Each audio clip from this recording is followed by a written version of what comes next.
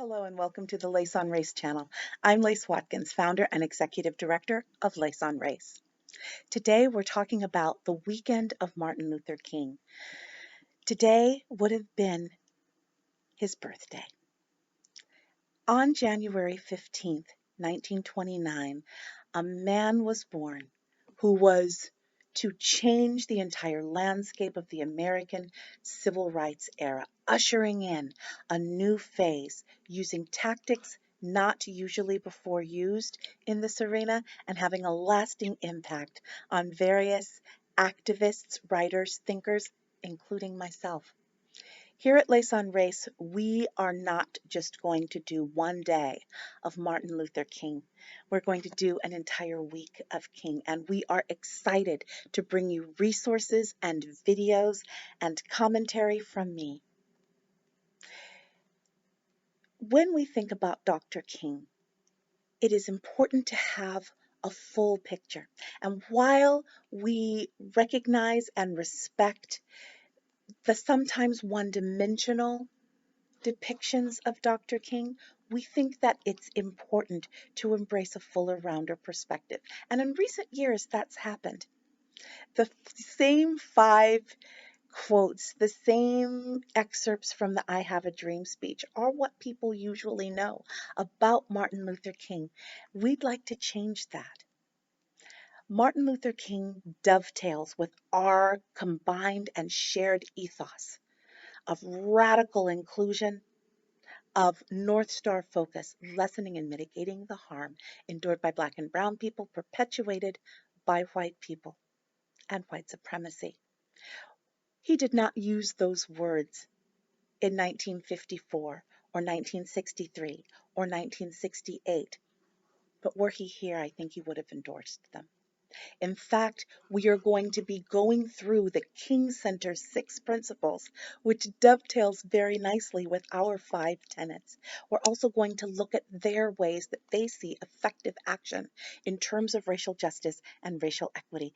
It is going to be an exciting conversation. We'll be having the conversation on the Lace on Race page, as well as laceonrace.com and our new Lace on Race Cafe in the various groups.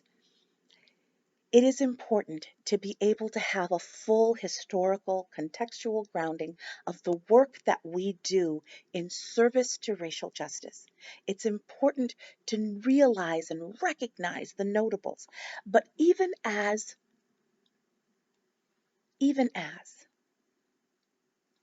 we recognize and honor Dr. King on this weekend, we also have to remember his charge to us.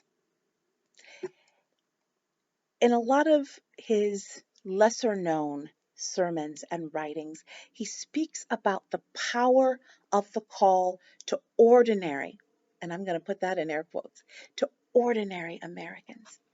So often we allow who we could decide are celebrities and icons to do the heavy lifting of work for us, whether it be in public intellectual life or in private interior ethical life. Dr. King would have surely disagreed with that. I think that he would have endorsed our method of inward interrogation, outward praxis. I think that he would have said, absolutely, do the work, but do it from a firm grounding. Dr. King himself did that when he was studying various other nonviolent movements, including the movements of Gandhi.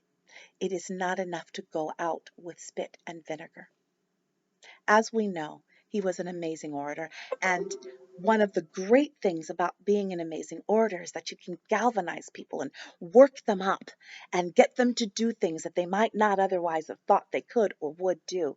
But there is a danger in oration that I think that he recognized and acknowledged, that it is not enough to get people galvanized enough to flood the streets of Washington, D.C. in 1963. It is not enough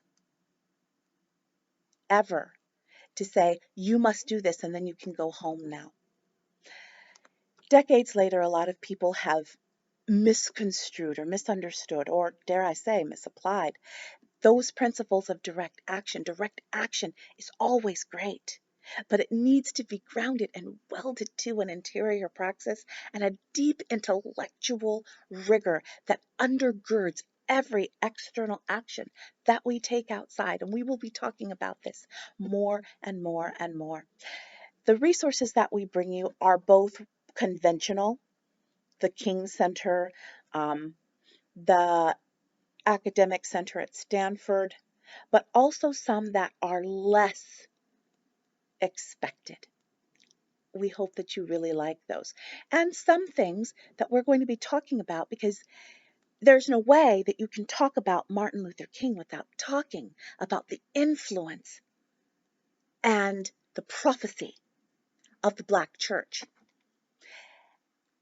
One of the things that Dr. King did that Black people knew, but white people were surprised by, was that there was and is a deep intellectual underpinning of Black theologians, thinkers, preachers. For a long time, white people would take a look at how they thought our faith was processed. A lot of singing, a lot of shouting, a lot of people lying prostrate on the floor. But they didn't think about the intellectual gravitas that grounded what they overtly saw as well. Even though we're not going to be talking about it in this series, but we will talk about it later. The promise of the Azusa Street revival that made the rise of American Pentecostalism, and that wound up going into two separate tracks, Church of God in Christ on the Black side, Assemblies of God over here on the right side, and various permutations, speaks to faith, yes, but it also speaks to a great sadness. The Azusa Street revival was originally initiated by a Black man, and the idea of the peaceable kingdom, the beloved community, was actually realized, just like in the first retelling of the new Christians after Christ in the story of Acts. And like the people in the story of Acts, they eventually fractured. And it is a sadness, a great sadness, when you look at not just the aftermath of the Azusa Street revival, but also the aftermath of the Jesus movement of the late 60s going into the early 80s, and the turn that that took, both for white Christians, mainline and evangelical Pentecostal, and for Black Christians, and how that time should have welded us together in the spirit of Dr. King, but did not. We'll be talking about this in Lace on Race, in Lace on Faith, later on this year, but it's good to have a grounding now. And so I've also included some resources about the intellectual underpinnings of the Black church that white audiences, both religious and secular, need to appreciate.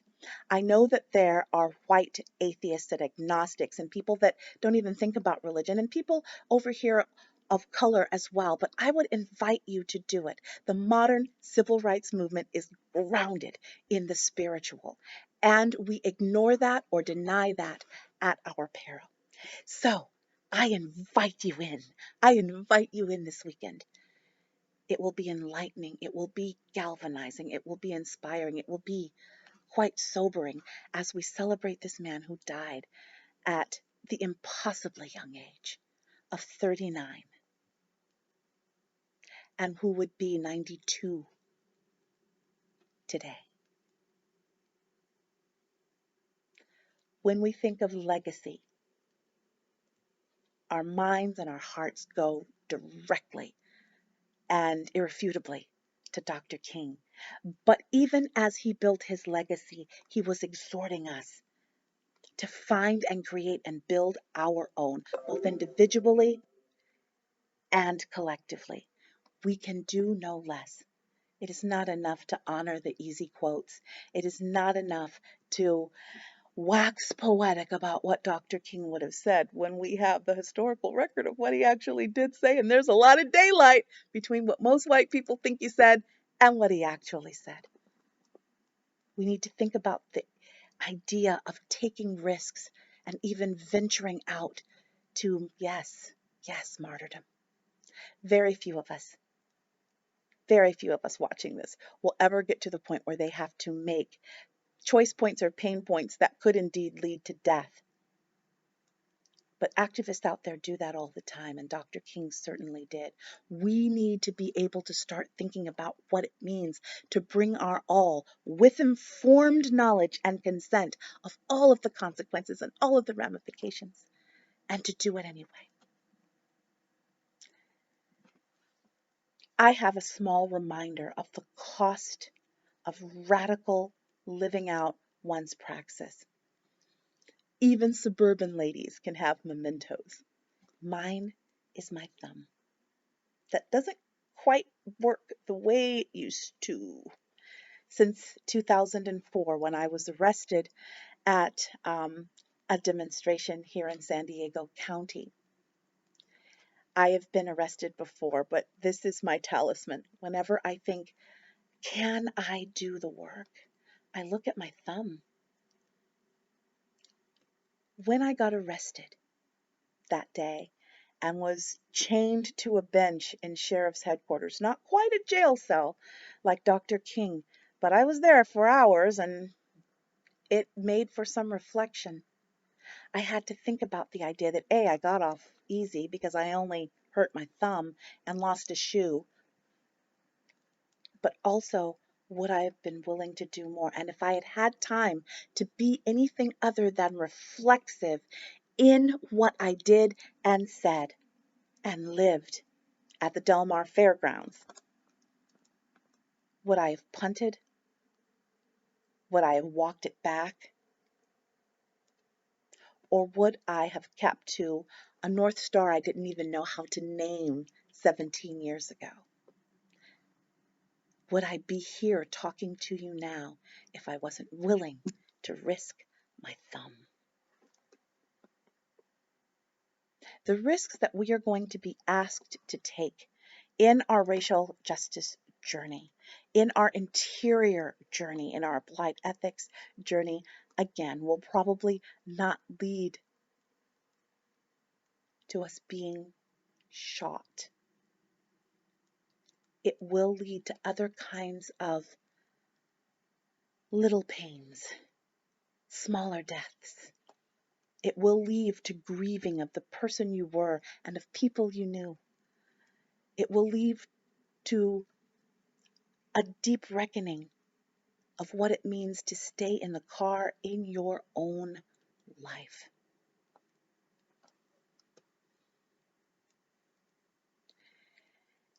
As we contemplate the life and the legacy of Martin Luther King, we need to always have in mind that we are not spectators in his life.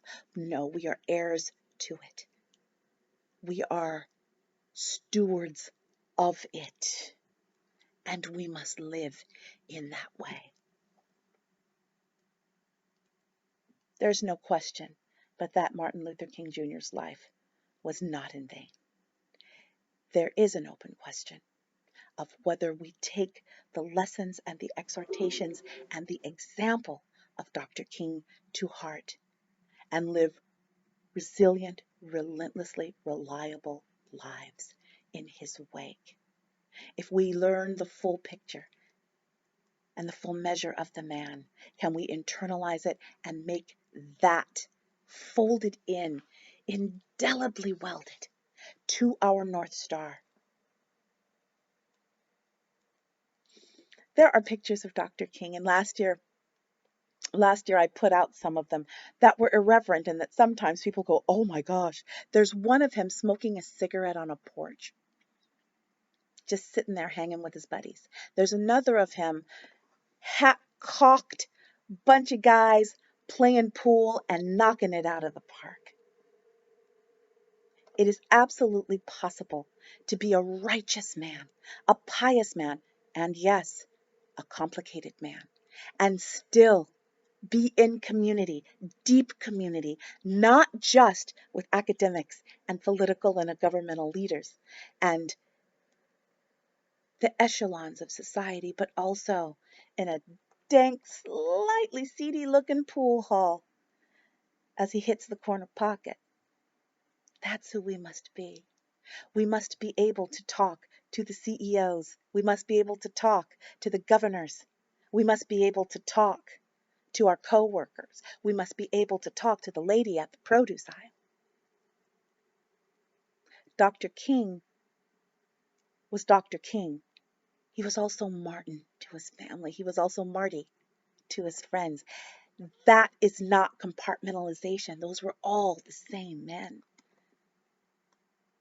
So must we be as we learn to bring all of ourselves, every facet, every aspect, so that we learn how to be able, as one of my spiritual mentors says, to be able to live in poverty and in riches, to be able to speak to absolutely everyone and to meet them eye to eye.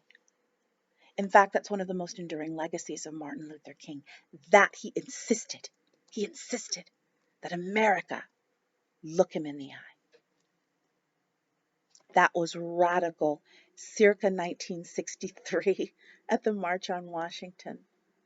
It was radical in 1967 in the Riverside Church sermon that we have dropped for you, that almost no one knows about, but that speaks to a nuanced Dr. King that most people don't know, and that frankly the mainstream media doesn't want you to know. You gotta watch it. We are Dr. King. We are with Dr. King at the March on Washington, where he spoke to hundreds of thousands. We are Dr. King in the pool hall. We are Dr. King as he played with Bernice and Dexter.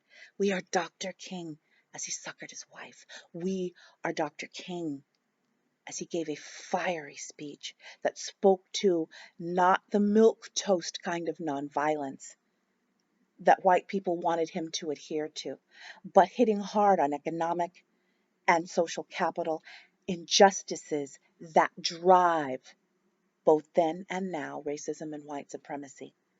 You will know Dr. King a little bit better and a lot more differently by the time we have concluded the weekend of Dr. King together, and we will be ready to segue, to turn to the inauguration of the new Lace on Race Cafe, where we will take all of the lessons that he's given us and we will learn from them, live from them, and then go out and live it out. We can do no less.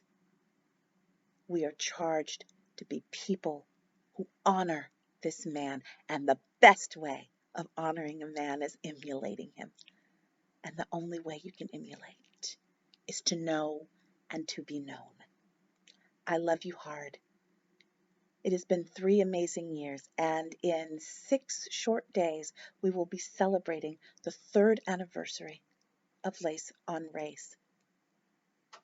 It was during the weekend of Dr. King that I founded this space, and his spirit infuses this living room. But not just his spirit. All of the people who worked with him, theologians, governmental workers, janitors. Let's not forget why he was in Memphis that day. Weary bus riders, seamstresses. Everybody had a part to play in the civil rights movement. And while we like to think it was only isolated individual actors, there really was a movement of ordinary people who literally changed the world, and is the only reason that I am speaking to you right now. I'm just a country girl from South Central Arkansas. What the hell am I doing daring you to risk and to change and to move the world? Because Dr. King was speaking to that 10-day-old child. I was 10 days old on August 29th, 1963, when Dr. King gave his I Have a Dream speech. It landed. And it can land on you too. We are still fighting the same battles that Martin Luther King fought in 1963, and that should be very sobering, but it should also be very galvanizing. Dr. King moved the ball so far down the field. We cannot just sit there and watch it on the ground. We have to keep moving and walking and pushing with active love, with hesed, and with relentless reliability. I love you all. I cannot wait to keep walking with you. Thank you, Reverend Dr. King, for your legacy. We will not let you down. Thank you for watching. If you found this engaging and you'd like more of it, please do subscribe. As well, make sure that you go to laceonrace.com and laceonrace.com/groups. You'll see that, Lace on Race Cafe. And as well, the Lace on Race Facebook page, where in all places we have different kinds of engaging conversation with different cohorts. We'll be talking about the legacy of Dr. Martin Luther King in all of these spaces, and you are invited, you are encouraged, you are exhorted to partake and to participate. Let this weekend be a time of reflection and contemplation and commitment and conviction. Let us never stop walking. Let us never stop remembering why we do what we do. I love you all.